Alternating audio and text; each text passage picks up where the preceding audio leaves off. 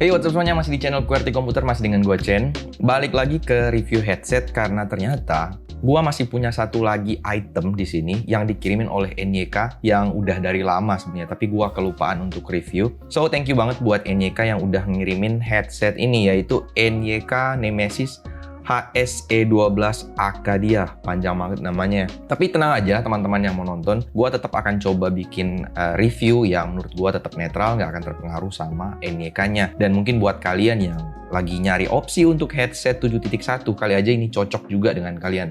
Jadi tonton dari awal sampai habis. Tapi sebelum gue mulai videonya, buat kalian yang baru pertama kali singgah ke channel gua, bisa mungkin klik tombol subscribe-nya dulu dan aktifkan tombol lonceng, supaya kalian nggak akan ketinggalan konten-konten dari gua yang akan datang, dan mungkin bisa join live stream gua setiap hari Minggu jam 2 siang. Biar kalian misalnya mau nanya aja di situ, dan gua akan coba jawab semua pertanyaan kalian sebisa gua. Dan ya oke, kita mulai aja langsung videonya karena ini udah jam setengah 2 malam, biar gua bisa langsung tidur.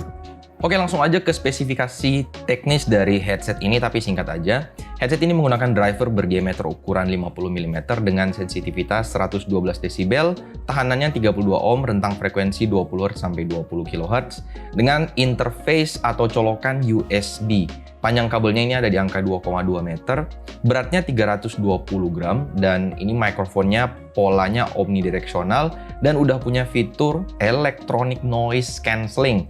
Dan headset ini juga udah punya fitur 3D sound dan 7.1. Oke, untuk desain dari headset ini menggunakan desain headset over ear dengan suspension headband. Sedangkan untuk mikrofonnya ini paten, nggak bisa dicopot, dan ada logo NYK-nya juga di sisi luar dari kedua ear cup-nya. Di bagian suspension headband ada tulisan Nemesis yang di-emboss pada bagian synthetic leather-nya di atas, dan ada list minimalis untuk RGB lighting di kedua sisi dari ear cup-nya. Untuk ear cup-nya juga ini lumayan gede kalau menurut gua, dan desainnya dual tone, jadi ada aksen warna hitam dan warna abu-abu. Di bagian kabel kita bisa lihat ada audio dongle yang nanti ini berguna untuk pengaturan volume, mute mikrofonnya, untuk on-off fitur ENC, dan on-off untuk lampu RGB-nya. Untuk build quality-nya, setelah gue pegang, khususnya pada bagian housing dari ear cup-nya ini memang masih menggunakan bahan plastik ya, tapi menurut gue sih, gue rasa ini udah cukup kokoh dan udah cukup solid.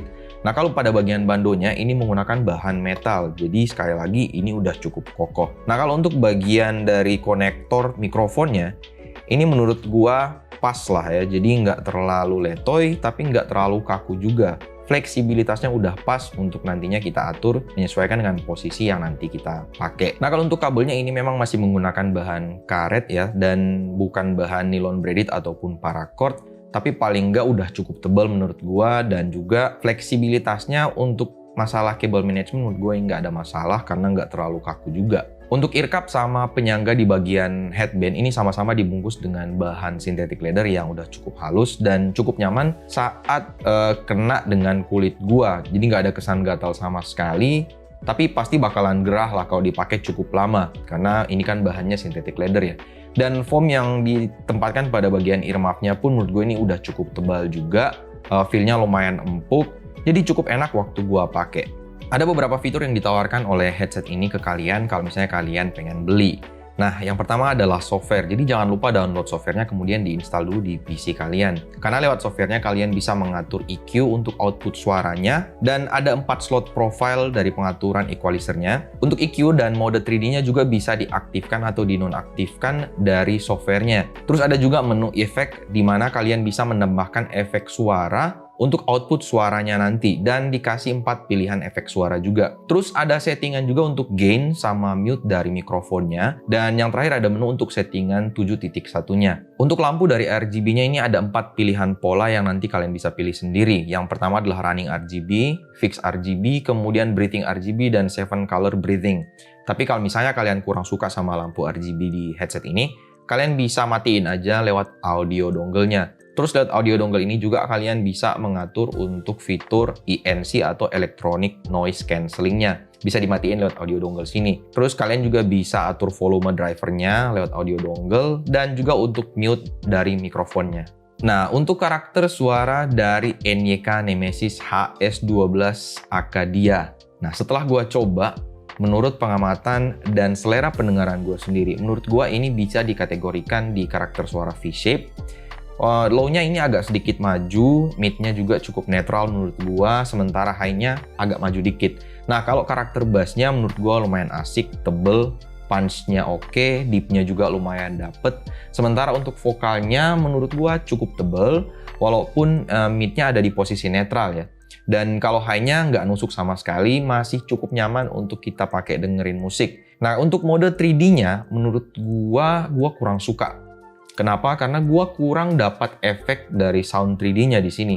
Dan menurut gua mode 3D-nya ini lebih ke mode EQ sebenarnya. Karakter suara di mode 3D ini berubah cukup signifikan. Di mana low-nya jadi agak turun dan mid-nya maju lumayan signifikan juga di sini. Dan high-nya menurut gua nggak berubah banyak ya. Gua jadi ngerasa kalau di mode 3D ini suaranya jadi lumayan kasar. Kemudian untuk mode 7.1-nya menurut gua ini juga masih cukup oke, nggak over. Tapi kesan 7.1-nya menurut gue masih cukup dapet. Untuk separasi suaranya sih menurut gue ini juga udah cukup mantap. Jadi menurut gue nggak akan ada masalah untuk dipakai main game, khususnya game seperti FPS kompetitif.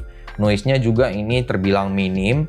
Jadi overall untuk masalah suara, menurut gue ini masih lumayan cocok. Baik untuk main game, nonton film, ataupun sekedar kalian pakai dengerin musik aja.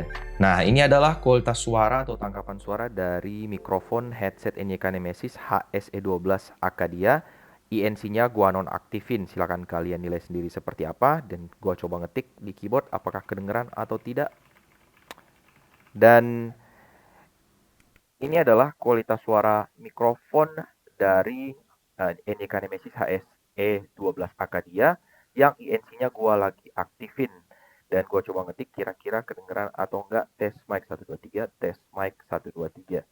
Nah, kalau menurut gue sendiri sih kualitas mikrofonnya setelah gue denger maksud gue agak cukup madi ya. Dan apalagi waktu kita aktifin INC-nya, kayak sekarang INC lagi aktif, menurut gue suaranya ini ada kompresi yang lumayan gede pada bagian electronic noise cancelling-nya, atau karena electronic noise cancelling-nya makanya suaranya jadi lumayan terkompres ya. Apalagi kalau misalnya ruangan lebih berisik dari ini, menurut gua bakalan lebih gede lagi kompresi suaranya. Tapi kalau menurut kalian gimana? Coba share dengan gua di kolom komentar di bawah biar gua juga bisa tahu. Kalau untuk experience gua saat gua pakai, yang pertama adalah clamping force-nya. Menurut gua ini udah cukup oke lah, nggak terlalu kenceng tapi nggak terlalu longgar juga. Menurut gue udah cukup pas. Untuk kalian yang mungkin pakai kacamata, yang mungkin mau bakalan nanya ya, Bang pakai kacamata aman nggak? Menurut gue sih ini udah cukup aman lah ya. Jadi karena clamping force-nya juga menurut gue ini udah cukup pas, nggak terlalu kenceng, nggak terlalu longgar. Jadi nggak ada tekanan berlebihan di bingkai kacamatanya, jadi nggak akan terasa sakit lah. Dan ya, sayangnya karena earcup-nya yang cukup gede ya menurut gua, at least untuk ukuran kepala gua ya, ada sedikit ruang bocor di bagian belakang dari earcup-nya. Jadi suara itu agak masuk ke bagian housing-nya lewat bagian belakang ini. Dan gua nggak tahu ya apa di kepala kalian tuh udah pas atau gimana sampai mungkin earcup-nya pas jadi nggak ada yang bocor lagi. Tapi at least di gua ada sedikit bocor. Nah, power juga yang dihasilkan untuk drivernya ini menurut gue ini lumayan gede ya. Jadi kalau misalnya gua saranin mungkin setting di volume 70-80% aja biar pendengaran kalian tuh nggak bakalan terlalu capek. Apalagi yang biasa main dalam waktu yang cukup lama. Dan satu hal yang gua sayangkan di mana indikator lampu LED dari mikrofonnya ini nggak ada. Untuk audio dongle ini ada lampu indikator ya, tapi ini untuk fitur INC-nya, bukan untuk mikrofonnya. Jadi kalau misalnya kalian lupa untuk nyalain mikrofonnya dan kalian lagi main game atau Discord, bisa jadi kalian ngobrol sendiri dan teman-teman kalian nggak bakalan denger.